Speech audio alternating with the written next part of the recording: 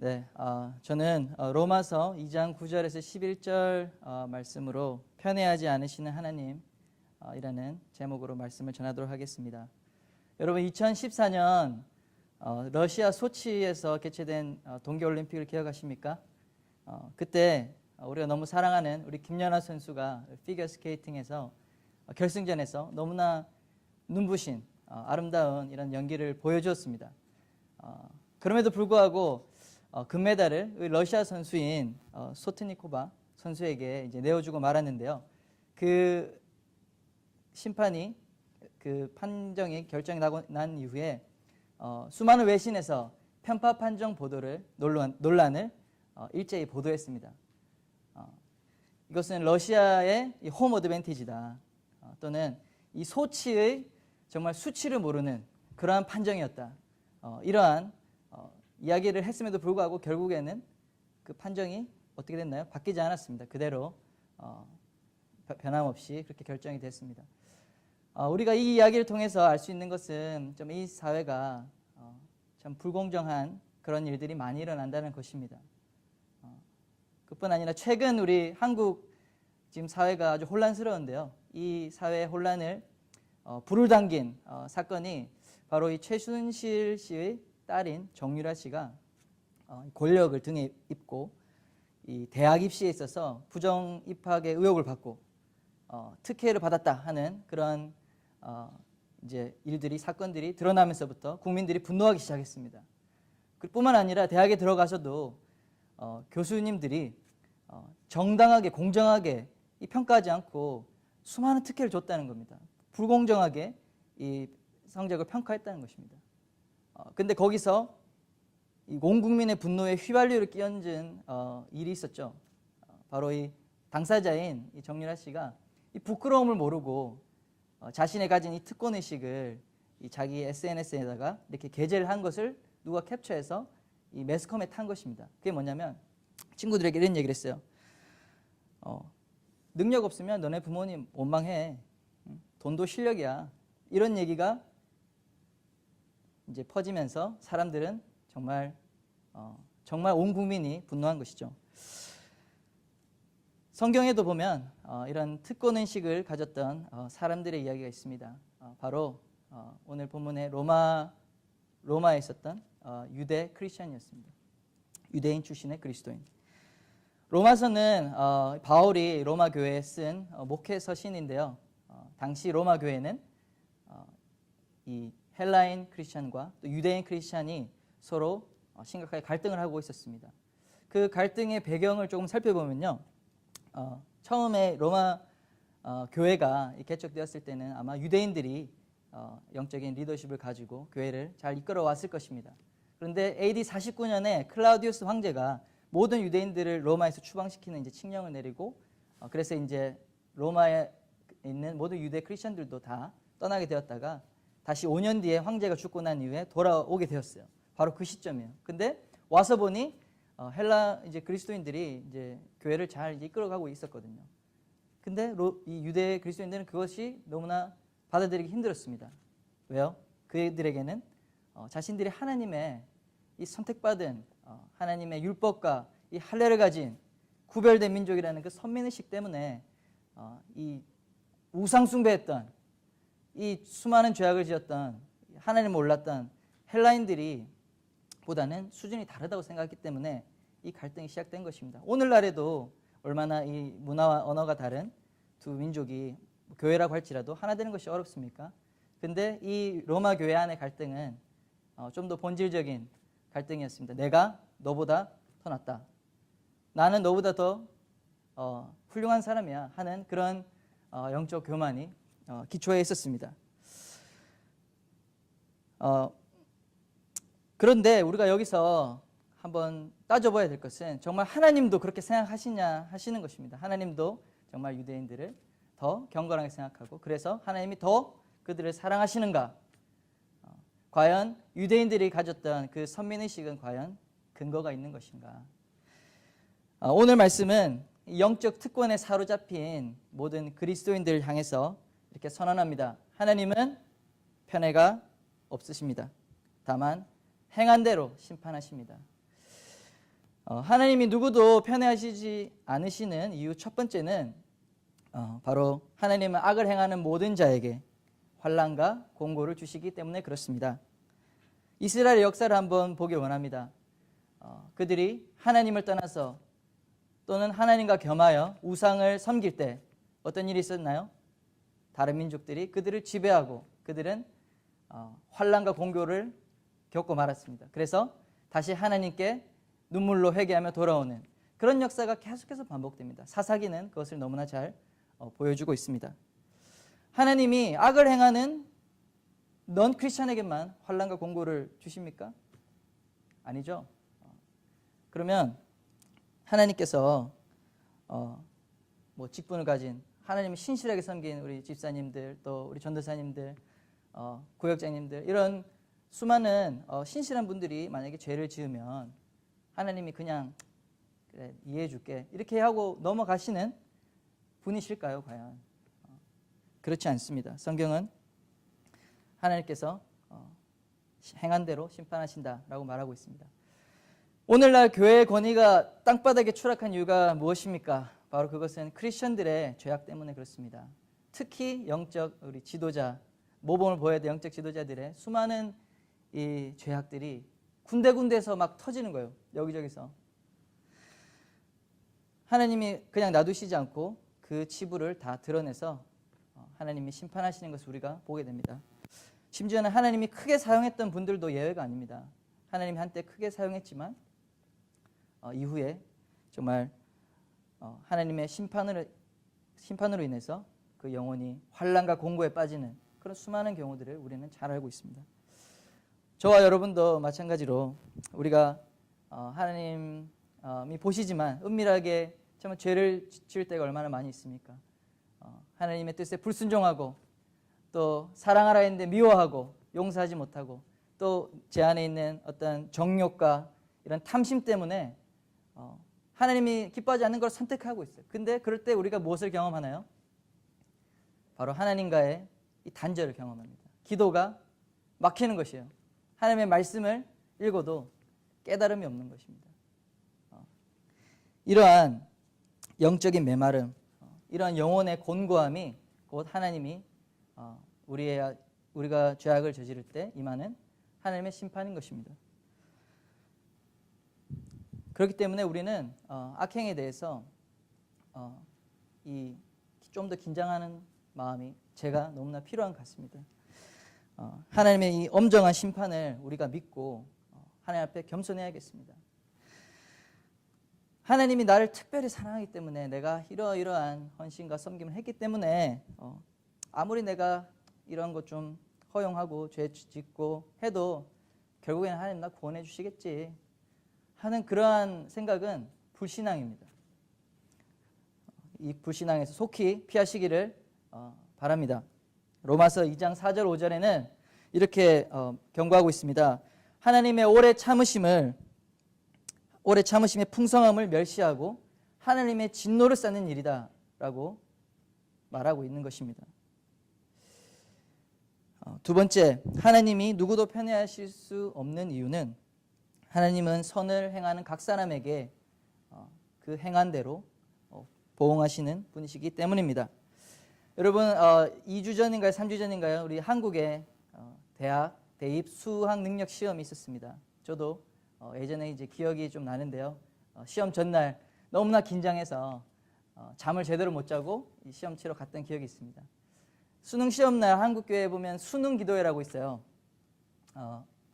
뭐냐면 이제 부모님들이 다 학생들이 시험하러 가고 나면 이제 교회에 모여가지고 1교시, 2교시, 3교시 뭐 언어 영역, 수학 영역 그 시간에 맞춰서 똑같이 이제 부모님들도 기도하는 거예요.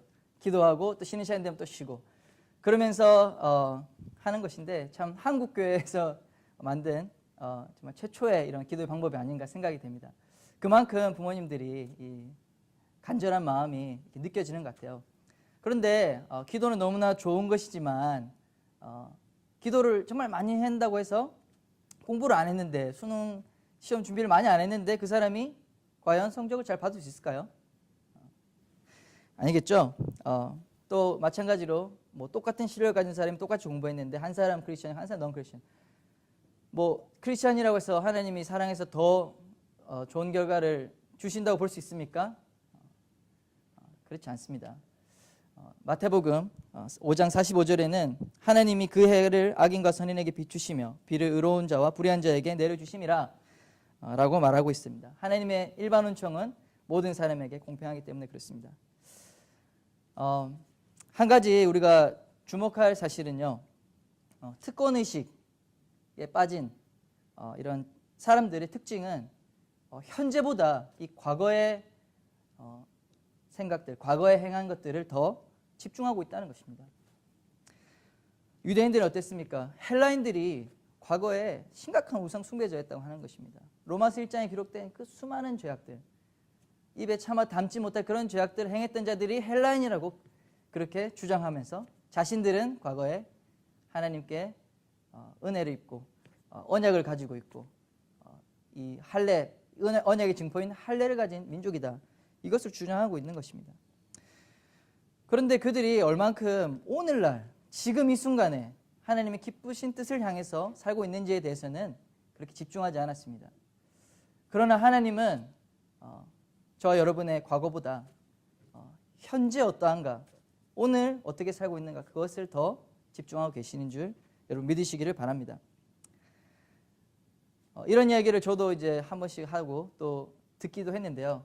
이렇게 얘기하죠. 내가 청년 때 말이야, 내가 대학 시절에 말이야, 대학부에서 엄청나게 하나님께 헌신했어. 이런 얘기를 더 젊은 사람한테 하면서 가로 열고, 근데 지금은 그만큼은 아니야, 가로 닫고. 이 얘기는 안 하지만 그러한 이제 얘기들을 종종 들을 때가 있는데요. 하나님의 관심은 현재인 줄 믿으시기 바랍니다. 우리의 이 아름다운 헌신의 표현이, 헌신의 고백이 과거형이 아니라 바로 현재 진행형이 되시기를 여러분 축복합니다. 그리고 영광과 존귀와 평강의 이 축복, 선을 행하는 자에게 주시는 이 축복은 하나님의 축복이죠. 누가 그런 축복을 누릴 수 있다고 합니까? 교회에 오래 출석한 사람입니까? 헌금을 많이 한 사람입니까? 또는 직분을 가진 그런 교역자들이고 사역자들입니까? 하나님의 축복은 우리의 겉모습으로 결정되는 것이 아닙니다. 과거에 우리의 삶의 어떠함이, 과거에 우리가 선한 일을 많이 했을지라도, 하나님 기뻐하시는 일을 많이 했을지라도 그것으로 오늘날의 축복이 결정된다고 생각하지 마십시오. 지금 하나님을 섬기고 지금 하나님 기뻐하시는 일에 하시는 여러분이 되시길 바랍니다. 선을 행하는 모든 사람에게 하나님의 주시는 이 축복이 있을 것이라는 것을 믿고 오늘도 여러분 집중하시는, 하나님 앞에 오늘 기뻐하시는 것이 무엇인지 오늘 하루를 살아가는 여러분이 되시길 바라요. 하나님이 이 편애함 없이 모든 사람이 행한 대로 갚으신다는 이 원리가 지금 오늘날에 어떤 것을 의미할까요? 또 우리가 어떤 것을 적용할 수 있을까요? 한번 생각해 보겠습니다. 첫째, 우리는 인간관계에서 사람들을 편애하지 말고 대해야 될 줄 믿습니다. 우리가 교회나 직장에서 사람들을 만나는데 어떤 사람들은 되게 가까이 가고 싶고 또 친해지고 싶은 사람이 있어요. 그리고 어떤 사람은 반면에 관심이 전혀 없고 별로 노력하고 싶은 사람이 하지 않고 싶은, 있으나 없으나 뭐 몇 개월이 지나도 전혀 관심 없는 사람도 있습니다. 우리가 생각해 봤으면 좋겠어요. 우리가 교회에서 정말 끼리끼리만 모여서 교제하고 있지는 않은지요. 지난 이제 땡스기빙 데이 때 우리 교회에서, 저희 교회에서 이제 식사를 이렇게 교회 성도들과 나누었는데요. 한 청년이 이렇게 혼자서 식사를 하고 있는 것이었습니다. 먼저 이렇게 줄을 서서 이렇게 왔고 저는 그 뒤에 줄을 서서 이제 왔는데, 청년들이 이제 앉을 줄 알고 옆에 좀 자리를 띄워가지고 옆에다가 앉았어요. 그리고 이제 안부 인사만 잠깐 하고, 또 아기가 있으니까 이제 바쁘잖아요. 그런데 보니까 청년들이 들어오는데 그 친구를 있는 쪽으로 안 가고 다른 쪽에 두 팀이 앉는 거예요. 이제 그 친구가 보니까는 조금 이렇게 사람을 사귀는데 별로 소질이 많이 없는 것 같긴 해요. 이렇게 성격이라든지 이런 거 봤을 때. 근데 그럼에도 불구하고 혼자 있는 것을 보면서도 그렇게 내버려 두고 따로 앉는 것은 정말 보기가 좋지 않았습니다. 여러분, 우리 이번 한 주간 여러분의 삶의 자리에 돌아갔을 때 또 교회에서 한번 이거 실천했으면 좋겠어요. 그동안에 말을 걸지 않았던 사람 최소 한 명 이상 먼저 손을 내밀고 찾아가서 안부를 묻고 가족이 어떠한지 또 요새 기도 제목은 무엇인지 그렇게 여러분 우리 주님 안에서 아름다운 교제를 여러분 나누었으면 좋겠어요. 두 번째로 우리가 적용할 점은 우리의 이 신앙이 과거에 머물러 있어서는 안 되고 바로 표대 신앙, 표대를 향해 달려가는 신앙이 되어야 할 것입니다. 기독교 역사 2000년 동안에 가장 큰 영향을 미친 사람이 한 명 있다면 저는 사도 바울일 것이라고 생각합니다. 사도 바울이 하나님께 가는 그 순간까지 쓰임받고 정말 그렇게 했을 수 있는 비결은 사도 바울이 고백합니다. 자신이 했던 모든 놀라운 사역들, 업적들을 거기에 절대 안주하지 않았다고 그는 고백하고 있습니다. 빌립보서 3장 13절 14절에 형제들아 나는 아직 내가 잡은 줄로 여기지 아니하고 오직 한 일, 즉 뒤에 있는 것은 잊어버리고 앞에 있는 것을 잡으려고 표대를 향하여 그리스도 예수 안에서 하나님이 위에서 부르신 부름을 상을 위하여 달려가노라. 자신이 정말 피땀 흘려 수고해서 개척한 그 교회들 가서도 감내나 배나를 하지 않았습니다. 자기가 취할 수 있는 특권을 주장하지 않았습니다. 오히려 그는 얘기합니다. 내가 한 일은 다 잊었다. 나는 다 잊는다. 그리고 지금 나에게 주시는 하나님의 사명이 무엇인지 알고 그것을 향해서 나는 달려가노라. 이렇게 고백했습니다. 저와 여러분도 이러한 믿음의 고백이 있기를 축복합니다. 아멘. 네, 우리 많은 사람들을 보면 이 잘 가다가 끝이 안 좋은 사람들이 많이 있는 것 같습니다. 이 오늘 본문에 나오는 유대인들도 그렇고요. 유대인들이 얼마나 놀라운 민족입니까? 이 여호와 신앙의 유산을 수천 년 동안 어떤 환란에도 불구하고 이 영적인 아름다운 유산을 이어온 민족이에요. 그런데 그들이 그 좋은 영적 유산을 자신을 높이는 이 특권의식으로 바꿔버렸습니다. 그래서 그들은 끝이 좋지 않았습니다. 우리 한국교회를 한번 생각해 보겠습니다. 한국교회가 이 전쟁의 폐허와 또 가난 속에서도 1960년, 70년, 80년 정말 놀라운 기적 같은 성장을 이루어냈습니다. 정말 놀라운 일이죠. 그러나 그 아름답고 놀라운 사역의 열매 이후에 지금 그러한 교회들이 너무나 많이 싸우고 있어요. 분쟁하고 있어요. 내부적으로. 그 자세히 들여다보면 결국 기득권 싸움이에요. 교회가 처음 시작할 때, 개척할 때부터 열심히 헌신했던 그런 분들이 이제 장로님이 되고 다 교회의 직분자가 되잖아요. 근데 그분들이 과거에 모든 걸 쏟아냈던 아름다운 헌신을 오늘날에 와서 자신의 이 어떤 특권으로 바꿔버리려고 하니까 교회가 끊임없이 분쟁하는 것입니다. 너무나 안타까운 일 아닐 수 없습니다. 우리는 모두는 과거의 믿음이 아니라 현재의 믿음으로 살아갈 수 있기를 바랍니다. 크리스천에게는 은퇴가 없습니다. 그죠? 우리가 주님 오시는 그날까지, 부르시는 그날까지 정말 매일매일 하나님이 기뻐하시는 이 복음의 사명을 향해서 담대히 정말 계속해서 달려가야 될 줄 믿습니다. 오늘 말씀을 요약하겠습니다. 첫째, 하나님은 각 사람의 행동에 따라 갚아주시고 보응하시기 때문에 누구도 편애하지 않으십니다. 따라서 우리는 헛된 특권의식을 다 버려야겠습니다. 그리고 우리가 특정 그룹이나 특정 사람들만 골라서 사귈 것이 아니라 편애하지 않으시는 하나님처럼 우리도 사람들을 편애 없이 대해야겠습니다. 마지막으로 과거의 영광으로 우리가 사는 것이 아니라 오늘 주님이 원하시는 그 선한 일에 힘쓰는 저와 여러분이 되기를 예수님의 이름으로 축복합니다. 감사합니다.